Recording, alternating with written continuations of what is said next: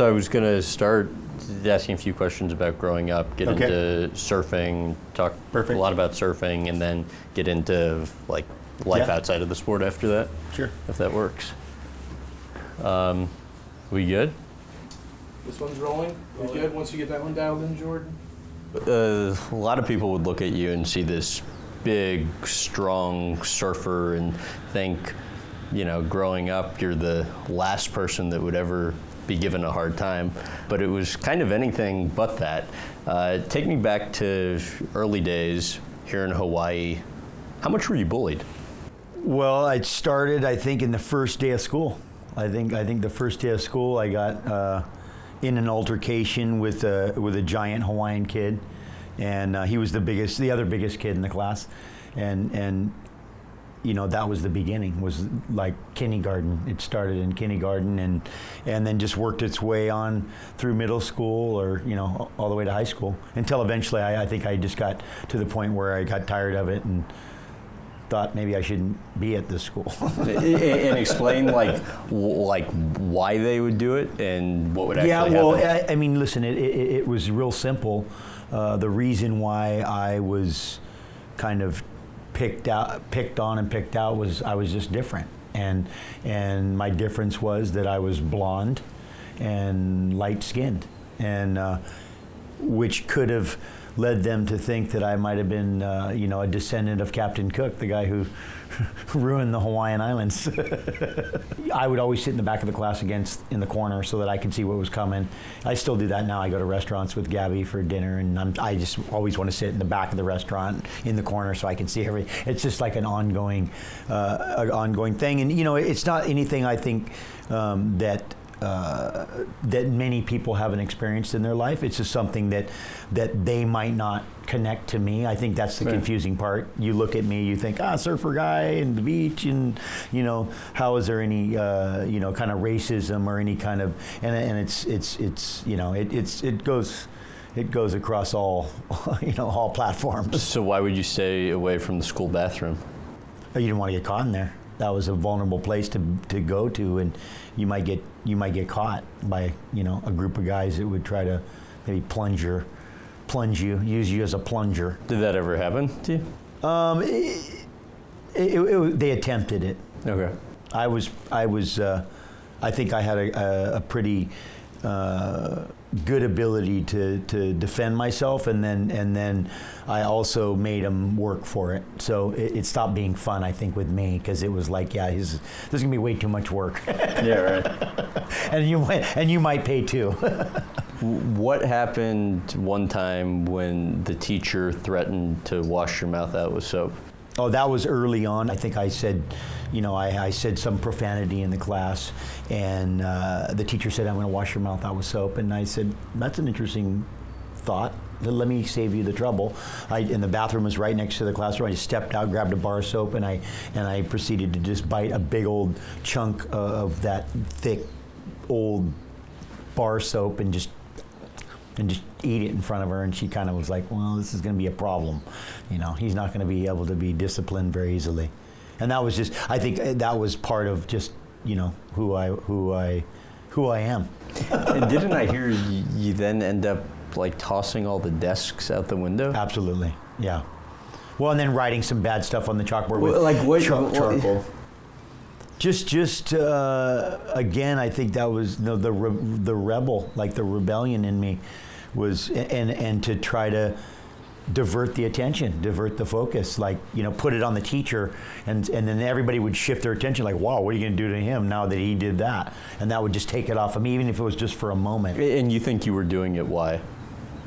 I mean, why was I getting the attention away from me? Yeah, right. Because I was on me. I was blonde. I stuck out. there was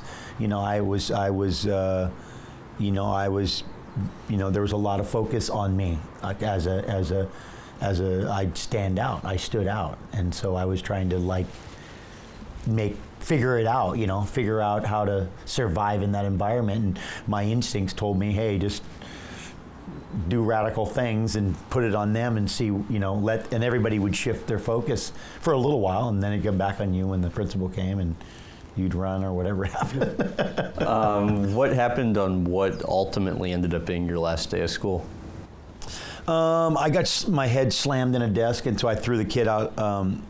I pushed him out the window. It was a one story, of course, but I grabbed the guy, slammed him against the thing, and then I threw him out the classroom window. And but that was after my face got slammed in the desk. I was defending myself, and we went to the principal's office, and she suspended us both. And it happened to be a principal that had been in my elementary school. That had was passing kids even if they couldn't learn how to read, and kind of messed up. And she had gotten kicked out and got tenure and came back to be the principal of our high school. And she implemented this thing. I was defending myself. The guy attacked me. I just did everything I could, and she was like, "Oh, you're both suspended." And I was just like, "I'm good with this. This system's served me about as long as it." As I needed to. And then I just, I had to go to work. My mom was a single parent at the time, signed me out of school, and then I went to work as little as I could, given that, I'm a surfer. Right. But I learned about, concrete. So you're working, you're surfing, and you're also doing a little bit of modeling. Tell about posing with Brooke Shields as a 17-year-old and how that went. That was a very unique opportunity. I had been exposed to some modeling. There was a Luomo Vogue, men's Vogue shoot on the island, and there's a famous Sports Illustrated photographer named Walter Yost who took pictures of me from a helicopter out surfing, and then one of the fashion guys saw it and said, "Hey, yeah, let's see him." And so then I shot some stuff with this guy Barry McKinley, who eventually introduced me to Bruce Weber, and then Bruce Weber had the opportunity to pick someone to go shoot with Brooke for the first time, be the first guy to shoot with Brooke.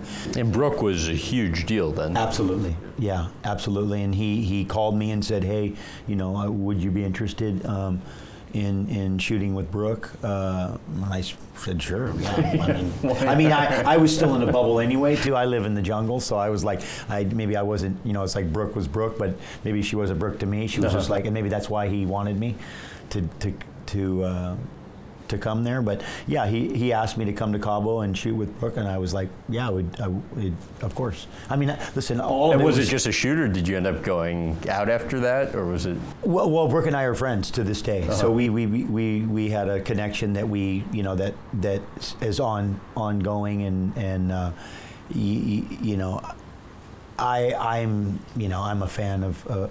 I'm a fan of Brooke just because of the kind of person she is. I think we had that opportunity to spend some time together that allowed us to actually see people for real, because sometimes you don't get that, especially with people like that, And so, but yeah, that was one of those things, one of those.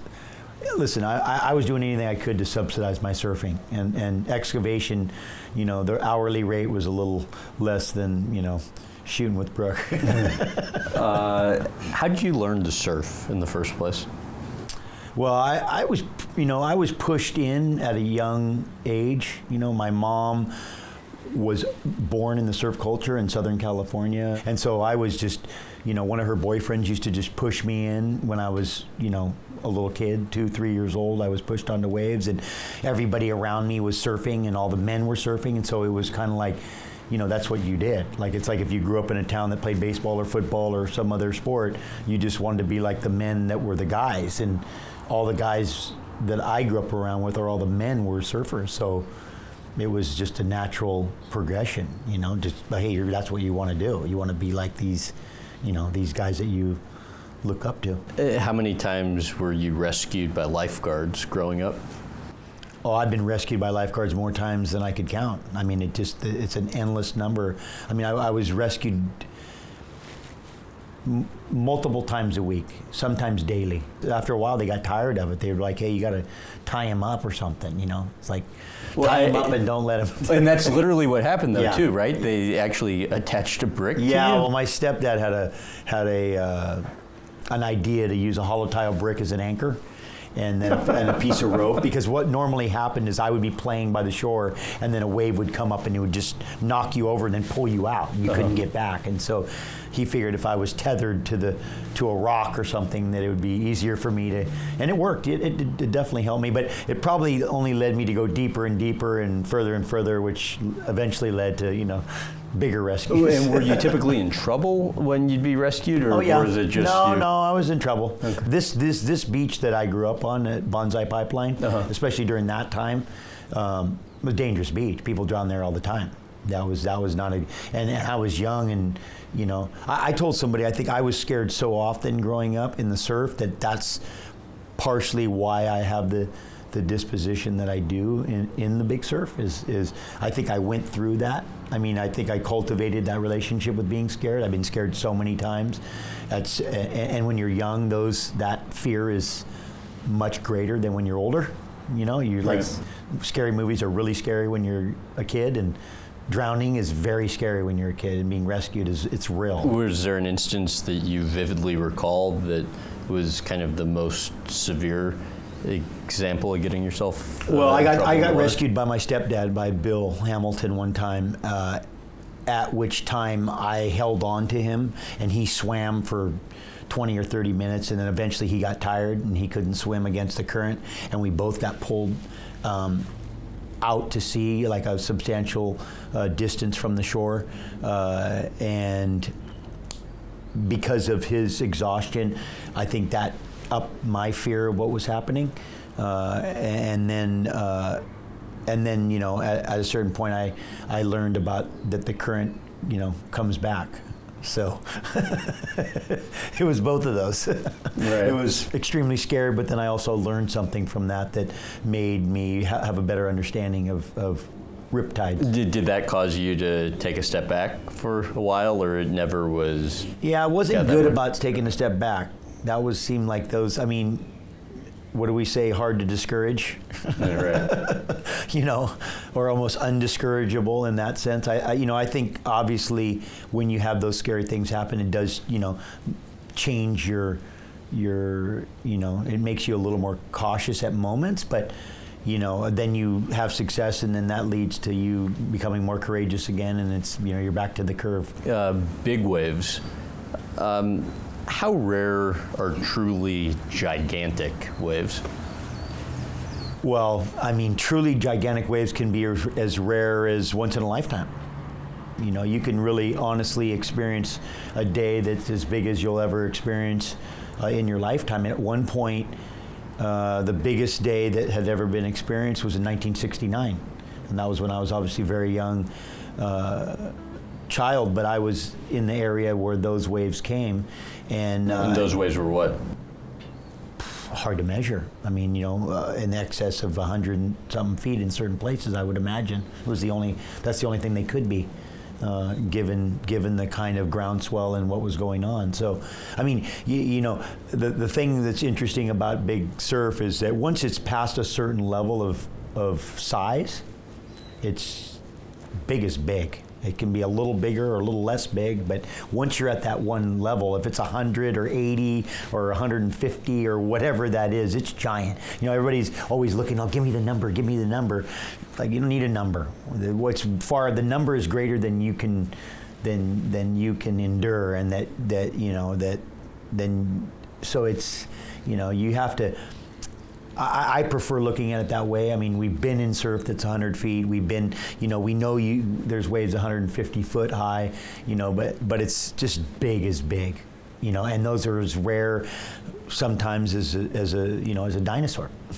Like we were talking out on the water today, though, about how a couple of years ago, right around here, there were waves that I guess were estimated at being around 150 feet. What's the biggest you've seen? Those are probably the biggest that I've seen. I mean, I've seen 100. I've been in 100 foot. We've been in waves over 100 feet. The thing about a wave is that it's so hard to, you can have a wave that's only 80 feet that's much more aggressive than a wave that's 120 feet. Because of the thickness? And the shape. Okay, got it. So the shape of the shapes of the wave can really change how aggressive they are. You know, I always like to describe waves like dogs. You know, you can have a Great Dane, it's all, you know, and then you can have a pit bull, and it's little, but it's got big teeth and big jaw, and it's extremely aggressive, and that's what waves are like. There's pit bulls, and there's Great Danes, and there's all the different kinds of size. You can have big, gentle ones. I mean, there are giant ones like mastiffs and, you know, other things that are big and aggressive, and but at a certain level, once you get up to a certain size of wave, it just, the energy and the capacity for it to do harm to you is so great that it doesn't really matter. It's like, it's, you know. And to give this context, I read a 70-foot wave would be powerful enough to tear a 50-ton boulder out of the ground and hurl it 150 feet. When you first started tow and surfing, explain how much you practiced rescues.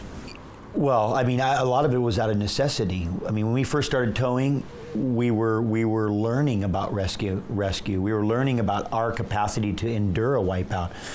We in the beginning we didn't have even flotation devices, and we had jet skis that barely went 30, and the waves were going 30. I mean, we were severely handicapped, and so we just learned out of necessity, out of trial and error, and you know, every time you fell, it was a rescue. And the fact is that we had, you know, up until that point, we had been learning how to rescue ourselves without any flotation or any jet skis or anything. When you go out as a big wave rider, in the conventional terms, you paddle out with a board from the land to the ocean. And when a giant wave knocks your board and takes your board to shore, you're just out there with your surf shorts on, like, okay, I got to come back to shore. And that's the beginning of water rescue. You rescue yourself. I mean, at one point we had the fire department say, somebody goes, hey, what are you guys going to do if those guys need to be rescued? And they go, well, if they don't rescue themselves, we're not going to be able to rescue them. You know, I mean, that's, you know, like that's kind of what's happening. Like, you're in a spot where it's like, you know, I think, and when you see anybody doing, you know, anything at a certain level, you're pretty much on your own. So you better learn how to rescue yourself. And we went out with that mentality. We still go out with that mentality of, whenever we go out knowing that, listen, you can have no ski, no flotation, you'll be no clothes, all your clothes will rip off, and you'll be naked, and now we got to get back to land. And we're, you know, now can we do it? Well, we're not always tested to see if we can every time, but we have the mental capacity to believe that we're able to, and we have the knowledge and the skill to sure try. But what are the processes you put in place for making sure, if you do wipe out, that you're as protected as you possibly can be?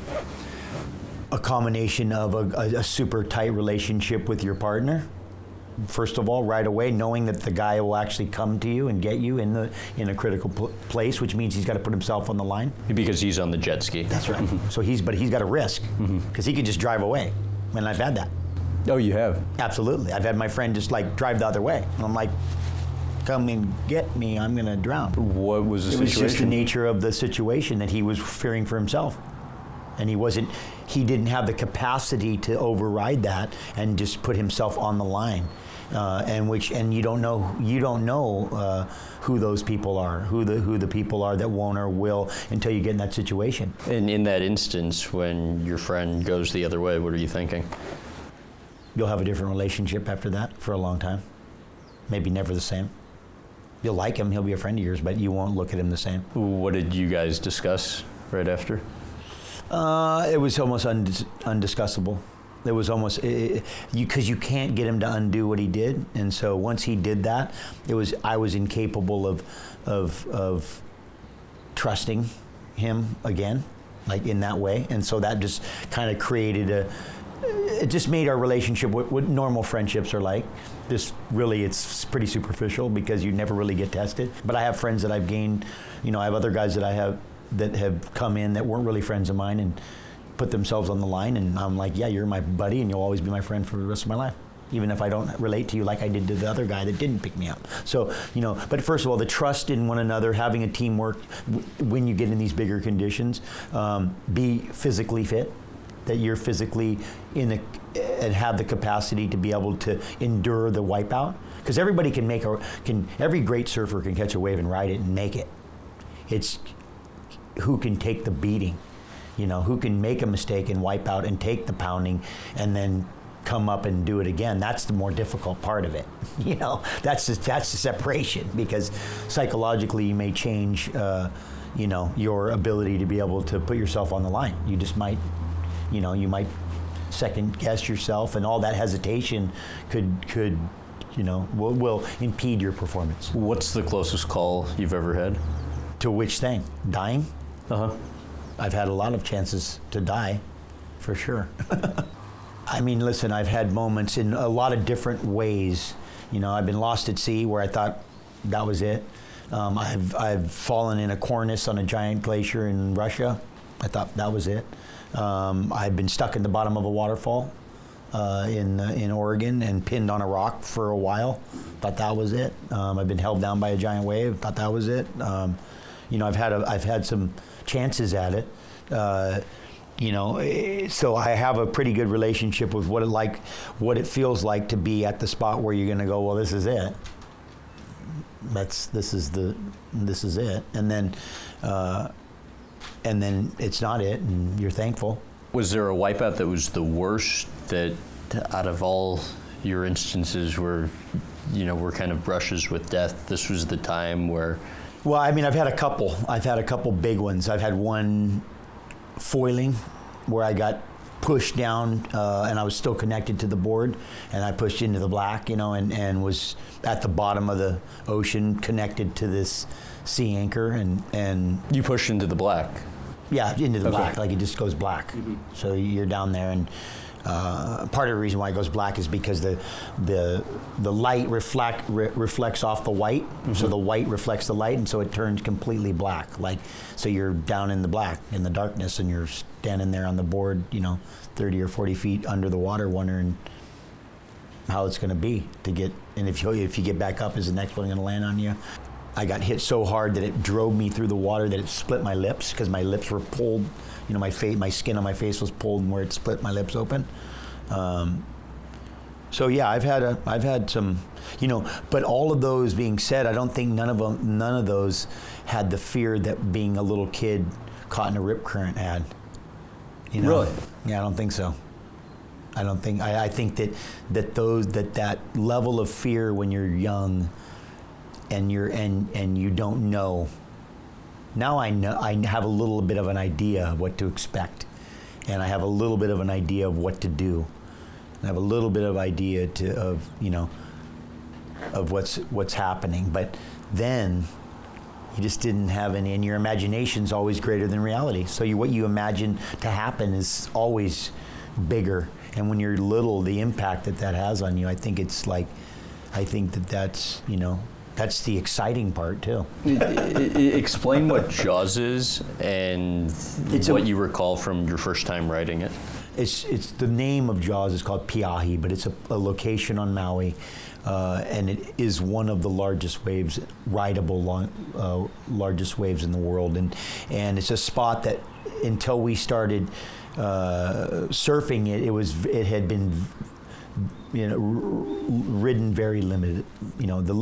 There is only a few people that have ever been out there. They'd never been out there when it was big. And we didn't even know if we had the capacity to endure, the crashing out there. And I lived on Maui at the time. I heard about the wave, and we had developed the technique for towing surfers onto giant waves. Which allowed us to ride, bigger waves than had been ridden, and that spot was the perfect location. And so it was this spot that was made for what we were doing, there's the cover of National Geographic, and there's been a lot of documented, footage from that location. And when we first went out there, it was a little bit like. kind of, going into space, like going to the moon. We didn't know what was going to happen. Are we just going to go into a vortex and disappear? Are we going to be torn from limb to limb? We just didn't have any idea, because we had no experience in that level of surf, and really no one had up until that point.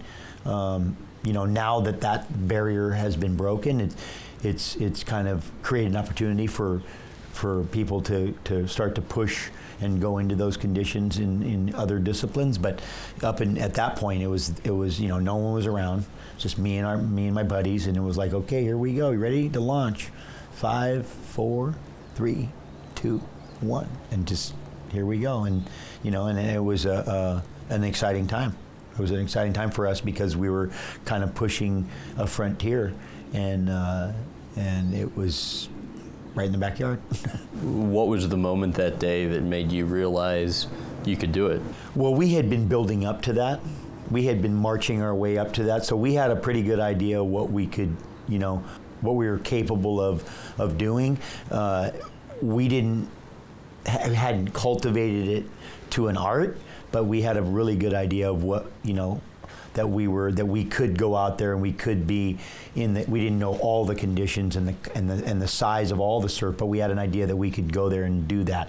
And I think so it was really a culmination of a bunch of different, a bunch of different skills that we implemented and we put together. It was the ability to drive the vehicles. It was the ability to be on these small boards. It was just all these pieces came together, like some kind of like a hybrid, like a really great hybrid where everything comes together and kind of creates this whole new thing. August 17th, 2000, Tahiti. Yes. Set the scene. Going through some stuff. In my personal life, first trip to Tahiti, which is the sister to Hawaii. Just had never gone to Tahiti, always being invited by the Tahitians to come there. Heard about it, but didn't really know of it to be a place with giant surf. So focused on big waves, just not really wanting to go any place that didn't have them, and Hawaii's the best place in the world, so no reason to leave here in the winter.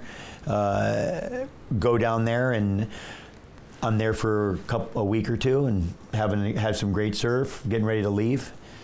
Friend of mine says, maps look scary.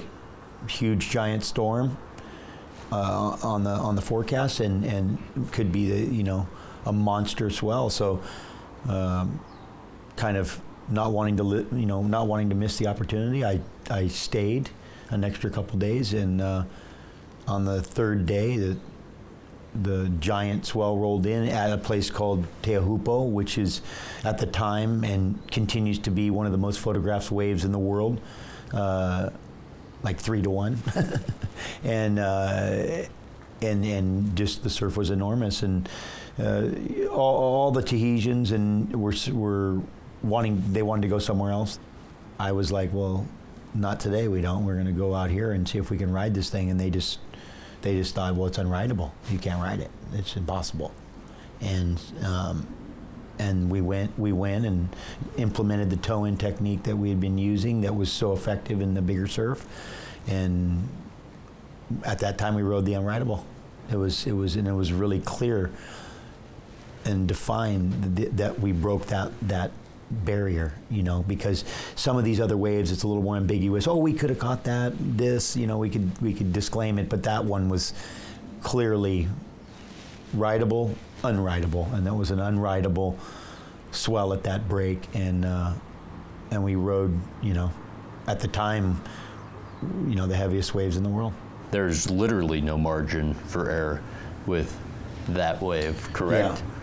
Yeah, well, a month before a guy got killed there, like he got his part of his skull ripped off and then died a couple of days later in the hospital. But that breaks on a live coral reef, and it's the water's 6 feet deep, and the way coral reefs grow is they grow in the perfect shape to absorb the wave's energy in the shortest distance possible, which ultimately means that the entire wave will just unload all at once, and that's what it does there. That's why it creates such a big cylindrical shape, is because it's it's all the power of the wave is just getting dissipated in this very short distance, and which makes it pretty scary.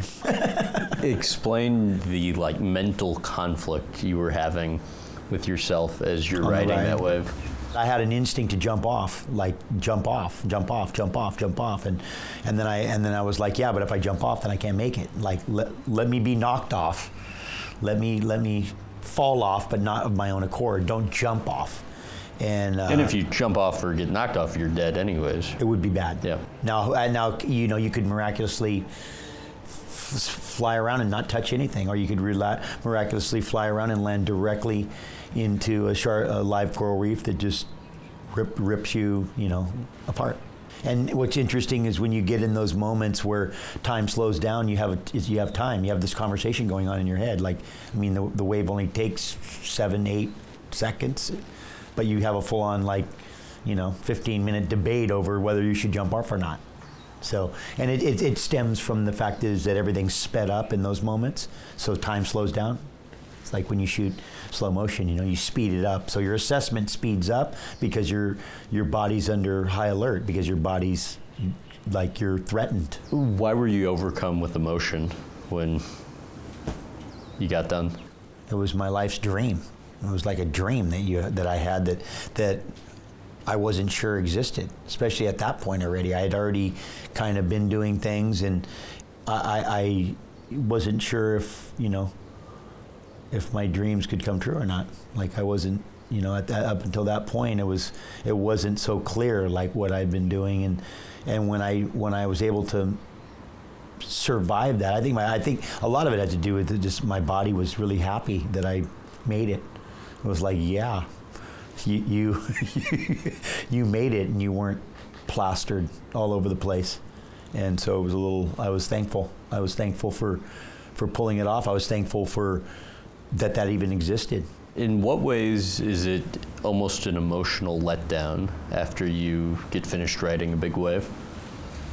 Well, we learned early on about post-traumatic. You get post-traumatic from big wave riding, like you do any intense situation, whether it's post-traumatic from the Olympics or post-traumatic from war, or and I wouldn't compare mine to, my post-traumatic to a war, but I can compare it to being threatened and being at a level of focus and a height of awareness that there's only one way to go after that, is down, and you get depressed. I call it post-traumatic big wave syndrome. We've had it for years, and once we became aware of it, then we started combating it. But in the beginning, we'd indulge ourselves in it and just get turn into a bear out of a den, just not too happy. Like, in what ways would you get depressed? Just self-destructive, just negative. Just everything got negative. Just started to go down after that height.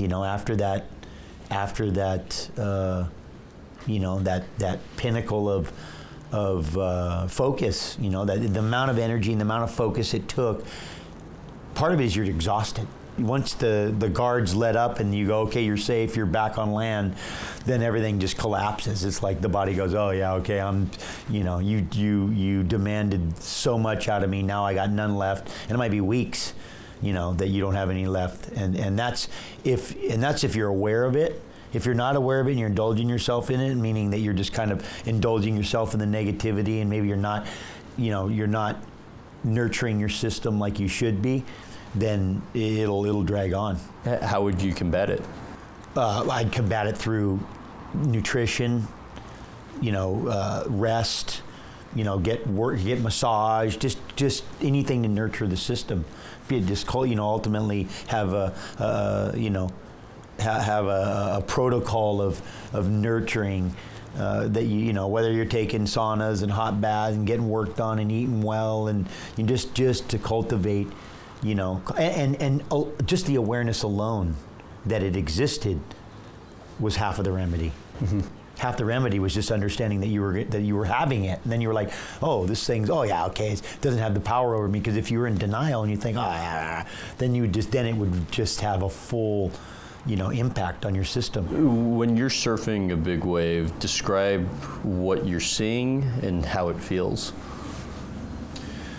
Well, riding a wave in a way is the ultimate improv.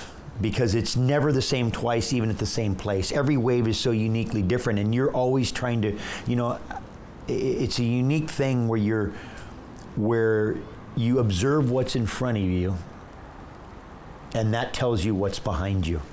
When you come down on that wave and all the water drops down and starts to go like that in front, you can see the water kind of draining down and almost going subterranean. You know that behind you is a giant wall that's just rising and that it's going to be falling. And you can, like anytime I've ever been blown up, like had the wave land near me and explode me, I knew it was coming.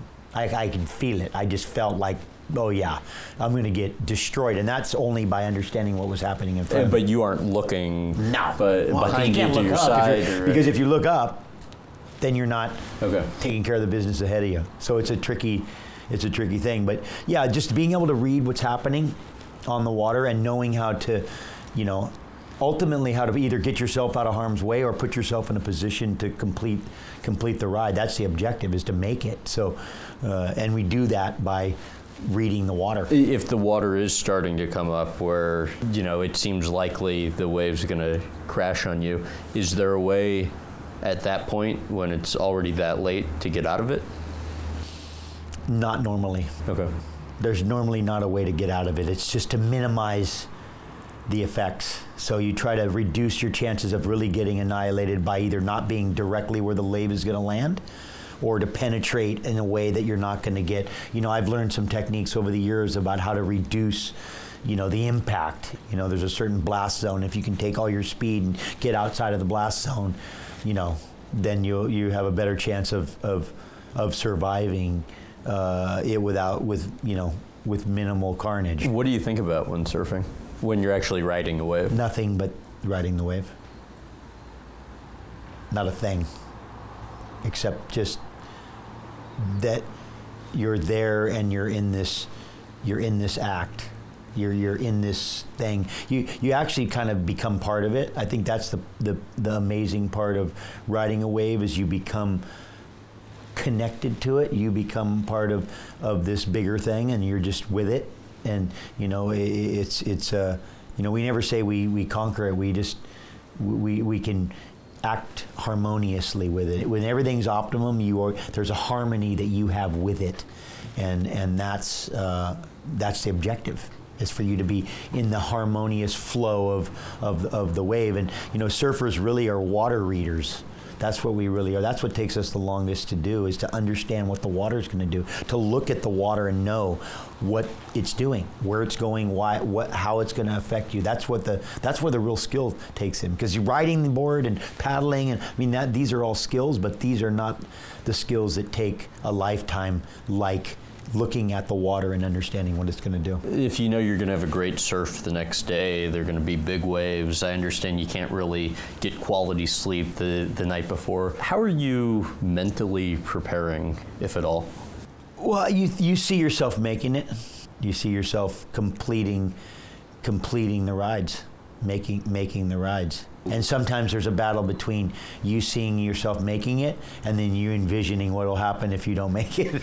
Oh yeah? Oh yeah. Oh, That's what keeps you up all night. How granular and intricate will you get in the simulation of it when you're thinking about it? Pretty granular, because you can see yourself just getting exploded into into the air. But what about the flip side of that, when you surf it well? Well, yeah, you'll see the turns. You'll see the line that you're drawing. And again, you'll observe it not from outside of it, but from in it.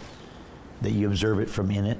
What happened once when you were out surfing and you punctured your cheek with the surfboard? Yeah, I got speared in the face by a huge board that I had built for riding Jaws, first doing stand-up paddling at Jaws, which is where you stand on the board with a paddle and you catch the waves. But I was out on an extremely windy day on Maui, and the board flew and speared me right through the cheek, behind my teeth, but below my temple. And it was a fortunate thing where it did spear me, but I told someone it was the first time I couldn't really hold my breath because the air just, went out. But I had a nice hole right through my face, and then I caught another wave, and then came in and. Right, but you caught another wave. Absolutely. Always, when you can. I broke my collarbone at Jaws and rode a couple waves after, but that was painful. And why do you make the decision to do that? So that you end in a completion, that you end completing it, that when you finished, you finished. You don't finish on a negative, you finish on a positive. And I think it's important, the old cliche, get back on the horse, it's for a reason that they made that saying up. Off the top of your head, all the injuries you've had over the years, name as many as you can recall. I mean, I can start from the bottom up, like slip toe, broken metatarsals, broken arch, 7 or 8 broken ankles, ACLs, more than 1,000 stitches with no operations until that point, broken collarbone, separated ribs, broken hand, broken fingers, AC separation on the shoulder, couple other slip discs, like slip vertebrae from jumping off a cliff. Yeah, it just goes on. Do you have constant day-to-day pain? I don't. I think I attribute that a lot to my diet and my lifestyle. I don't have day-to-day pain. I should probably if I, I replaced my hip last year. That was pretty painful. And only when I walked, so only sore when I walked. But of all the injuries, what's been the most painful? I mean, my broken ankles were bad because I walked on them, so the pain lasted a long time because I just kept walking on them. And I had compound. That was pretty painful. And didn't you duct tape them or duct tape the ankle? Well, I'd cut the cast off because I'd go surf on it, and then I duct tape the wound because I had a wound. So instead of keeping the cast on like you're supposed to, you duct tape's cut it off and anyway, just duct tape it. Duct taped it. Yeah, somehow that was going to support it. And is that the that's ankle? This one, yeah. And that arch has been broken, all those metatarsals. And I had a bunch, 6 or 7 breaks separately, not just one time. When they're done with this, I don't want there to be any recycling. Yeah, right. How do you view age? I think age is a mentality. I think it's a mentality. I think it's a decision. I think we decide if we're old or not. I see young guys deciding that they're old. I see old guys deciding they're young. I think you decide if you're old. I think at a certain point you go, oh, you're old, this and that. I go, yeah, but I think you're succumbing to that. I think it's a disclaimer for people wanting to stop. And the decision to start acting in a certain way. Yeah, or not. A decision just to get out, to not have to take the effort to do what it takes to keep going. People get tired. Life's long. Like, they get tired of it. They're just like, hey, I'm just tired. I don't want to have to just keep going. It's work, I mean, it's effort. You got to put effort in. But the option is that you don't get to do all this stuff. There's a saying you can never have too much fun. And I go, yeah, but they forgot to tell you, you just have to be in really good shape to do it. You can never have too much fun, but you got to be in really good shape to do it. Because fun takes work, takes effort. At least the sustainable fun, the kind I'm talking about, my fun. My fun, you got to be in shape for my fun. If you're not, you're done. It's over. What's your typical daily schedule? Up early. Usually get, I kind of start my mornings early in the kitchen, or organize the kitchen as kind of a mind therapy thing that I do. Make myself a bunch of good fat and caffeine, a little espresso with a bunch of fats in there that lasts me probably till like 1 o'clock, and then that sets me to go, and then I go into assessing this time of year, assessing the conditions, and then depending on what they're doing, I'll either do some training, some kind of work, or just straight into the ocean and do that until noon or 1, and then I'm ready for the first meal of the day. Then you're ready for the first meal of the day. What from there? And then some other activity,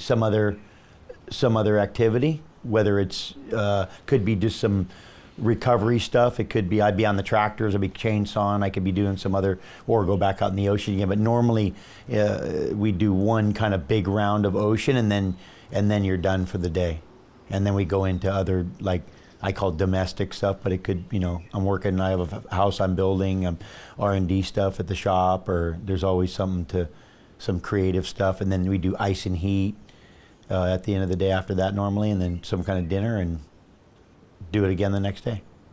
And then the girls, of course, and there's, pick up, drop off, make sure they have all the toys they need. Why have you called your mom your biggest influence of your life? Just because of the kind of person she was. My mom was very supportive of me, even though she was disappointed with my choices to, not pursue higher education. I think that was kind of one of the things that disappointed her. But I mean, my mom worked, 16-hour days, 6 days a week, and somehow managed to feed us and clothe us, and amazing person. How much, if at all, did you struggle with that disappointment that she had? Well, I'd like to say I struggled more. I probably should have, but I didn't struggle at all because I wanted to serve. So like, yeah, Mom, I'm really disappointed. I'm sorry I disappointed you, but I'm going to be a little busy over here. Your biological dad. Yeah. What do you know about the circumstances that led to him walking out before your first birthday? I don't know a lot other than he wanted to be a merchant marine. I don't think he was ready to, be a dad. I think that probably scared him, and so he ran away. He was probably just scared of that, and ultimately he ran away from that responsibility. How much resentment did you have? Well, it was hard to have resentment because he was non-existent. So it's a little hard to be resentful when you don't even see him, hear him, don't even know him. But as you get older and you start to understand what... Yeah, well, I think as I get older and older, I sympathize. Okay. More, when you're 21 or 22, you're kind of idealistic, and then you're more like, how come they weren't there, and why didn't they help my mom and all that? But listen, it's a domestic, man. It's between two people. So when you see a domestic, it's like it's between a man and a woman, and who knows what that was. I think that the burden it put on my mom was difficult because she had to try to support me, but I pursued finding him. I found him. I met him. I had a meal with him, and then I was when good. You were 21. Yeah. Why? And because I was curious. I was curious who he was and what he was. Who are you? Like, who are you and what are you? I'd like to know what you are. Maybe that'll help me know who I am. And what I realized at that moment is that you need to have experiences. That at the end, that you can be genetically related to people that you have no experiences with, and you really don't have a relationship, and you can not be related to people and have experiences with them and have a real relationship. And that's why adoption works, because at the end, it's all about the people there that are there for you, that you live with, that you really, no matter how you're related, blood. What did you talk about at the breakfast? It was a light conversation because I wasn't prepared to, like, hey, why come you weren't there and this and that? Right. And he wasn't indulging me in that. It wasn't like, well, I did it was a little bit more like meet and greet, and kind of more interested in, like, hey, what kind of person are you? But we just really didn't have a lot to talk about because we didn't have a lot of experiences together, and I wasn't ready to, at that time, go into trying to, develop a relationship with him. It was more like I needed to answer this question, this curiosity, and I did that. That meal was, was sufficient for me, and I'm like, okay, cool. You exist, and I'm on my way. Why decide to never see him again after that? I think it really didn't. It just came out of the lack of effort it was going to take. It wasn't like he was down the road and you could just stop by and say, "Hey, how you doing?" It was like it was a commitment. He lived somewhere else, and it was like, I was going to have to. And he didn't. He wasn't reaching out, making any commitment. And so, it's again, it takes two. It takes two to tangle. Did you wonder if he would? I mean, did you a little bit? I think it's just natural to maybe, will he reach out, or does he know what I'm doing, or does he care, and all that stuff. But I think that again, I think my relationship with my mom gave me a lot of strength, and so I didn't need it. It would have been different if I needed it. I didn't need it. I probably wouldn't have minded it, but I wasn't going to be the one that was like trying to develop a relationship with him. Like, I had already made the effort. I went out and found him. Right. I couldn't do it. I couldn't even do it. After that, I couldn't do more. And he passed away when you were 41. Yeah. Explain how you introduced your mom to her new husband, or your stepdad. Yeah, well, I didn't have a dad, and I was a young kid running around, and I needed a dad. I wanted a dad, especially at 3 years old. And I was like, hey, I need a dad. And I saw a guy that, I wanted to be my dad, and I think I did. I think they already were in cahoots. But the fact is that I saw him and introduced him to my mom. I brought him home, and he saw my mom, and he was like, okay, kid, get out of the way. I think I like, I think I like your mom. But yeah, it's a rare thing that, you can say, oh, I introduced my dad to my mom, but I did. He just represented a guy that I thought would be like what my dad would be like if I had a dad. And he was only 14 years your senior. Why do you think the two of you had a tumultuous relationship? I just think it's like older brother, younger brother. I think we were more like brothers, 14 years apart, but super competitive with each other. And males, just two bulls in a field, and young bull and the old bull. And I'm just, I want my own field, and he's like, get out of my field. And so I think it's a pretty natural thing. I think it's more natural, in my opinion, to have a little bit of tension and clash between the males, the son and the dad, have a little friction. That's part of what drives evolution. It just happened to be, because of the age difference, it was a little more immediate. It was a little more like older brother. And so that kind of, and he was, listen, he took on being a father when he was 17 years old. He had to be emancipated. That was a big responsibility. It was one that my real dad ran from. So right. The fact is that he was pretty tough to be able to deal with that. I give him credit. My mom was really hot. Right. I mean, at the same time, though, he did. I mean, he punched you in the face. Yeah. He hit you with a pipe. Yeah. How often would he physically hurt you? As often as I deserved it was probably daily. I mean, I was pretty radical. I wasn't exactly tame, and I hadn't grown up kind of coming into a disciplinary situation. I had been just trying to find the boundaries and being defiant. And so, listen, I won't say I deserved a lot of it, but I deserved a lot of what I got. I think I was just trying to find out where the limit was. The fact is, he was just young and didn't have a lot of control over his temper, and had a wicked temper. So it was like a bad combination of a good flame and a lot of fuel. What was the worst he hurt you? He hit me with a pipe one time and paralyzed me for a little while. I laid on the ground, paralyzed. That was probably the most intense thing that happened. What were you thinking when you were on the ground? Well, after I was on the ground, he took this thing called an ojo bar, which is like a giant steel pipe it's all solid. It looks like a drilling rod. And he threw it at this outhouse, because we had an outhouse. And he threw it at the door, and the outhouse flew against the door and then shot back and hit him in the head and knocked him down. And that was when I was on the ground. And I just thought, somebody's watching out for me. But it laid him down. It laid him down cold on the ground. And I think that's when I learned cause and effect.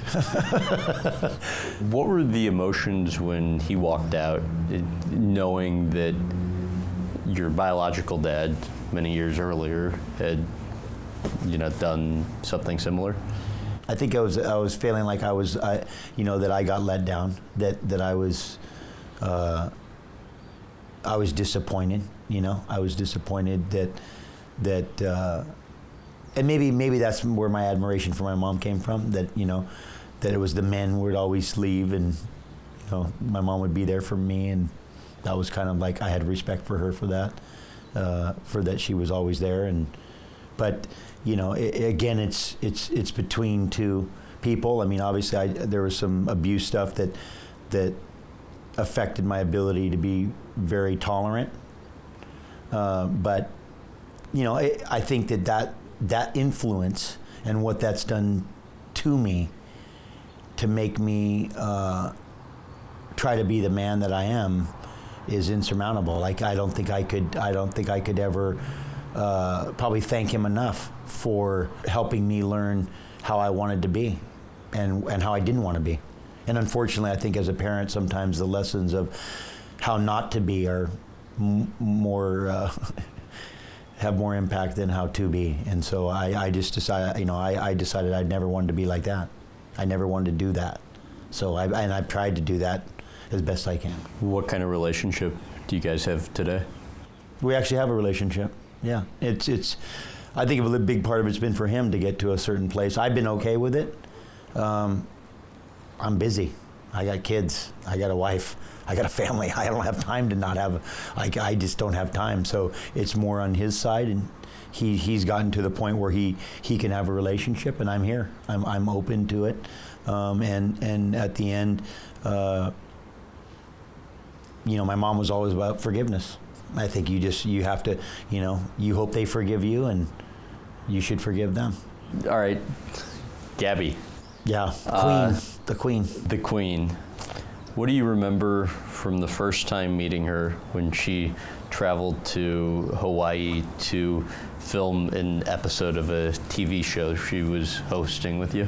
When I first met her, I just thought, here we go, another bimbo, like, here we go, like, what kind of dumb questions am I going to get asked? And, is this just a pretty girl? Like, okay, put the pretty girl on the show and she'll be the host and she'll interview you. And then, she was so intelligent. And after the first conversation, I was enthralled. I was like, wow, this is a very interesting person, like something amazing. And, that's why I said it was love at first conversation, not first sight. I thought, oh yeah, pretty, another pretty girl, okay, perfect. But this was not just a pretty girl, this was an intelligent woman. How do you go from that to 8 days later, picking up, leaving Hawaii, moving to LA to live with her? Instinct. My instincts told me, this is real. This is a real thing. Do something. And being a big wave rider, that's what we do. We commit, we see the opportunity. It was an opportunity. It was like the only way we can be together and know is if we do something. I was in a terrible position in the relationship I was in. I had a new baby. I was like living in a barn. I was like, it was completely a debacle. And I mean, that's why I was gonna bring that up too. Yeah. I mean, because you were married at the time. Absolutely. You had a young kid. I did. I and do. And all of I a have sudden, you leave Hawaii and move 8 days later to live with somebody. So what's the decision making process like at that moment for you? Selfishness. I mean, selfishness. I mean, looking back though, is that how you view it? No, I view it as I instinctually knew something. I was following an inner instinct, something that told me like, hey, this is I wouldn't have just moved to California for any girl. This wasn't I wasn't even in this. I wasn't even interested in any situation besides that. That's probably why I was the perfect, candidate because I was totally, the last thing I was thinking about was like, listen, I had one relationship that I was in that was you know, not working out, and then I just met this person, and my instincts told me, like, you better move, otherwise sit and weep about it later. I mean, looking back, what, if anything, would you do differently? No, not a thing. I wouldn't change one thing that I've done or been through just because I wouldn't want to jeopardize the chance that I'm not here now. How'd your ex-wife handle it at the time? Not well, but she was already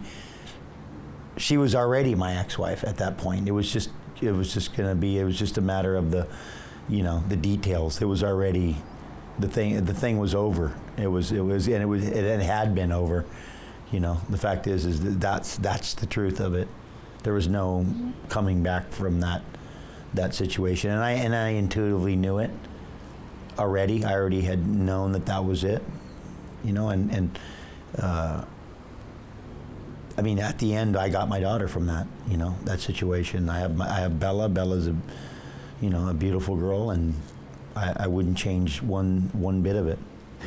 You referenced this when we were talking about the biggest wave or the biggest or most prominent wave you ever surfed in your life in Tahiti. How your personal life at that time was a struggle, and there was an interesting quote from a profile done on you a while back that I wanted to read to you and just get your reaction. In January 2001, Gabby gave Laird a fright no wave ever could, and she filed for divorce. Appeared spectacularly naked on the cover of Playboy, and attracted a mob of fans while shooting dice at the MGM Grand in Las Vegas with Charles Barkley and Tiger Woods. What are you thinking as all this is going on? I'm thinking that doesn't matter where she looks, she's not going to find what she has already. That's what I'm thinking. Yeah. And honestly, that's what I'm thinking. I'm thinking like I'm first of all, you know that no one's going to be where they don't want to be. Period. Doesn't matter what you do. Right. So, and the fact is that whatever was going on with us, I was equally at fault for. Part of the reason why she was there or doing that or whatever was happening was because of what I'd been doing too. So I took responsibility for my side of things and just started to work on that. Like I just needed to focus on, hey, what am I doing that's having an impact on this relationship like that, and then that's where Tahiti comes in. That's where a whole set of circumstances come in that eventually brings Gabby back. What did you find when you were like self-reflecting at the time that you needed to work on? I think my attitude was I was a little maybe not appreciating it, maybe just a little self-destructive on my own.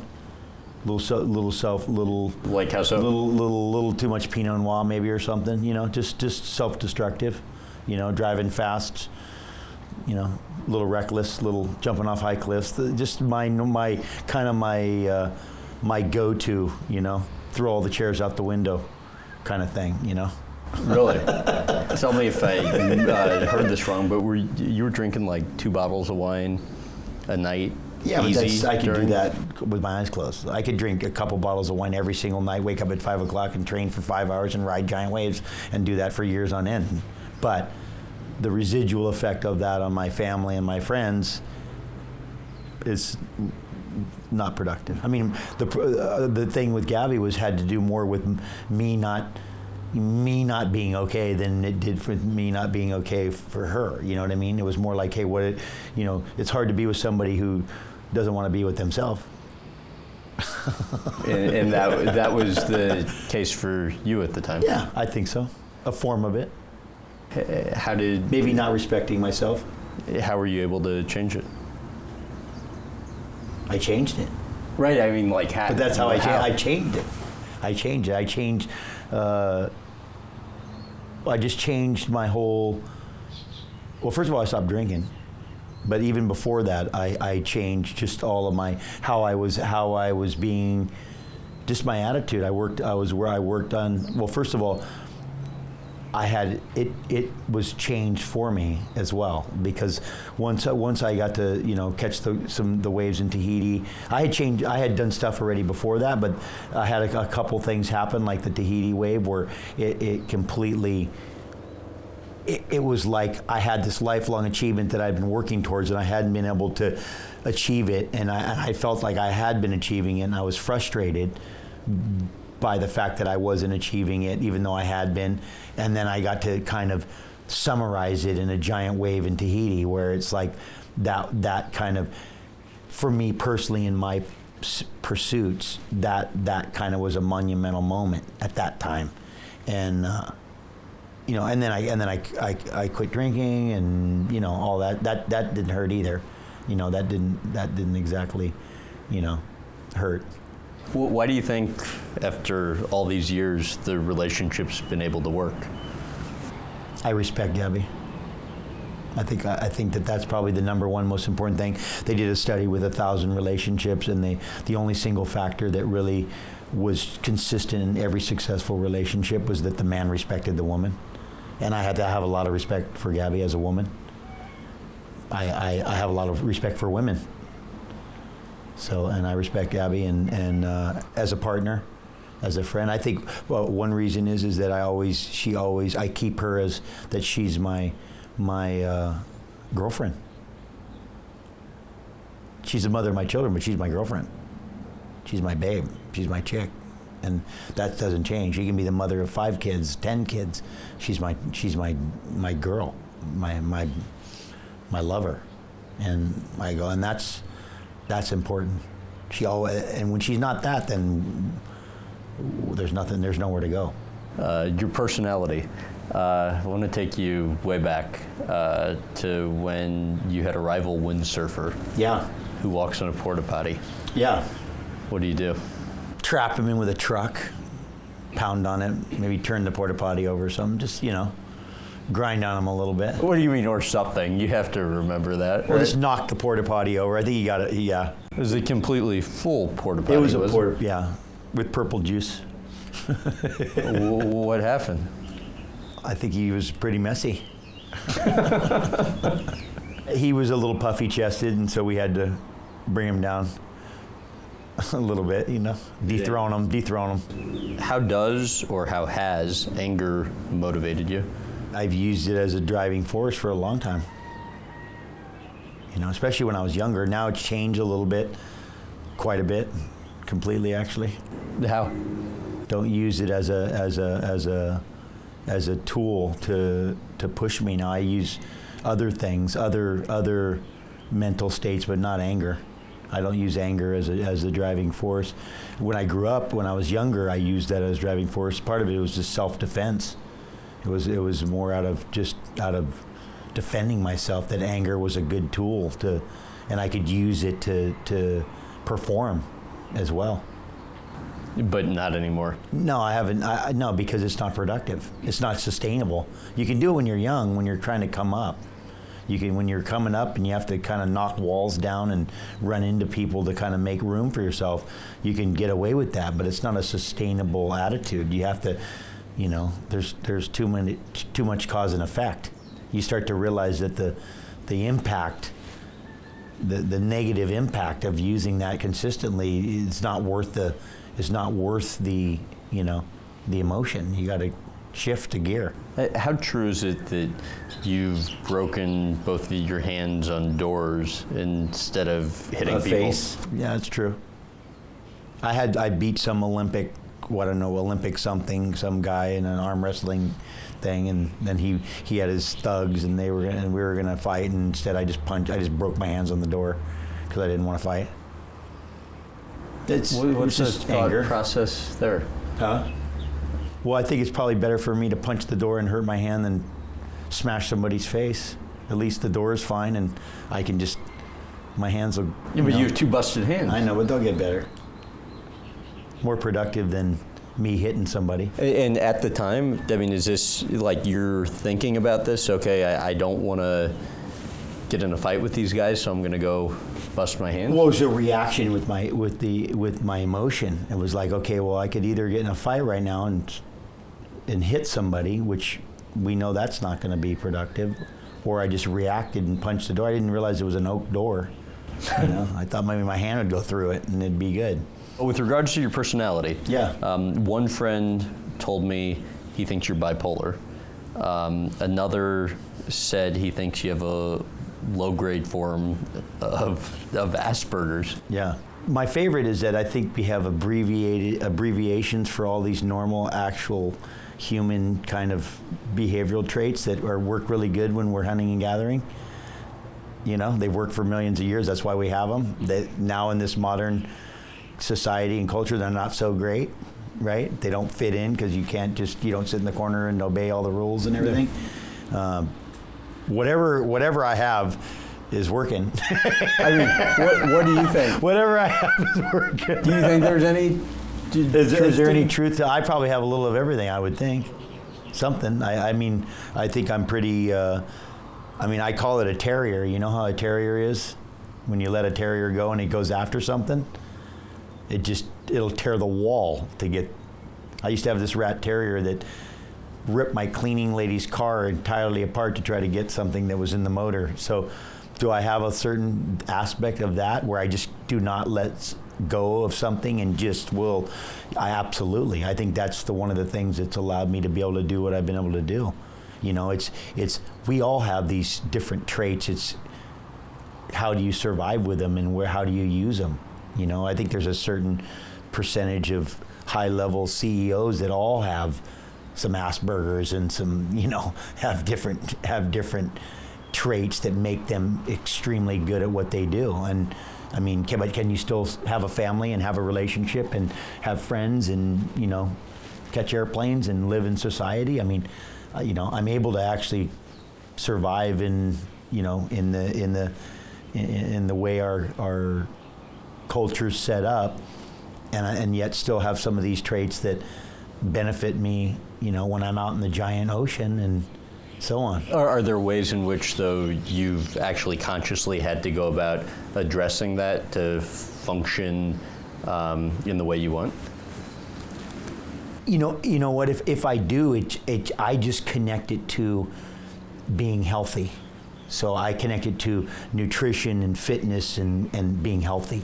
And so whatever that means. And so if I'm dealing with emotions or if I'm dealing with some sort of thing, I use it productively. I go, okay, if I do heat and ice and I sleep well and I eat well and I train hard and I do all this stuff, that everything's good. So, which I think no matter how I was and whatever I had, that would be the case. So it doesn't let you off the hook. It's like, you know, and I don't know. I mean, I know at one point when I was going to school, they thought I should see a psychiatrist, so they sent me to the psychiatrist and said, hey, you know, you got to come see Laird. And, you know, it took me about 3 visits to the psychiatrist, and him and I were like this. Me and the psychiatrist, we were like best friends, right? And so he went back to the school board and said, there's nothing wrong with Laird. He just gets bored. And they go, oh, well, that's not what we wanted to hear. And they wanted to get me on Ritalin or something. But the fact is, and my mom was like, there's no way in the world. But you know, I think sometimes when you have that kind of energy and that kind of drive, I think that scares people. They want to go, oh yeah, something's wrong with you. You know, we need to do something to calm you down, and you stay over there and sit in the corner. And I just think it's, you know, it just has to do with energy. It has to do with being male. Along those lines, Gabby has said before, he knows he hurts people and he just doesn't give a shit. Yeah, well, in regards to what particular thing? Just your personality. Although, having said that, I was talking to Gabby earlier this morning, and she said, while I may have said that before, he's also changed a lot. Yeah, I think some of the fact when somebody goes, oh, he'll hurt somebody and he doesn't care, I think that's also connected to the fact that that's what's also allowed me to not care what people think. That's what's allowed me to do a lot of things I've done, because I didn't let their influence affect me, because I continued to pursue it even when people go, that's stupid, you're stupid, that's lame, why would you do that? And I would just keep, and that's the same part of that, the negative side, the bright light, dark shadow, but the side of that, which is that yeah, sometimes I do have an ability to not care what the people think. If they don't really care about me or about what I'm doing, then I have no concern, for sure, absolutely. I think that's part, but that also gives me an ability to be extremely forgiving. To what extent do you find friction helps in you having success? Well, I mean, listen. At a certain point, I've understood and I've used friction to build energy for a long time. So it's what it does. That's what you do. You know, you crank a spring down. There's a certain amount of friction, the tension build, and then it explodes. So that's something I've been using for a long time. Most of my career, I've been able to use friction as a way to build energy. You know, one thing that happens when you're connected to nature or when you're connected to the ocean in a way that I have been, I will actually come up for the energy that the ocean has. When the energy of the oceans builds and demands more, I can come up for that. Now, after I'll be exhausted, but I do have the ability to continue to come up for whatever the situation demands, which forces you to use friction. If you have to continue to build energy, even to surpass what you have available, you have to come up with it from somewhere, where it just doesn't come out of the nowhere. It doesn't just arrive. It's like you have to when you have to match energy with energy, you have to match a certain situation. Friction's the only way that I've ever, that's the only thing I know. How does life for you today compare to what you would have thought it would be as a kid growing up? Well, I think I'm right where I want to be. I think I have a life that I have a family, and that I'm in a place where I have people that I like, I have friends that I like. I'm happy with the life I have, and it reflects me, and it reflects what I would hope for, and I continue to push. And it's an extraordinary one. And I continue to push, and I continue to not be too content to just go, okay, that's it, I'm good, I reached my goal. Because that will never happen. I don't think I'll ever do that. I think it'll always be something that's a continual pursuit that doesn't end.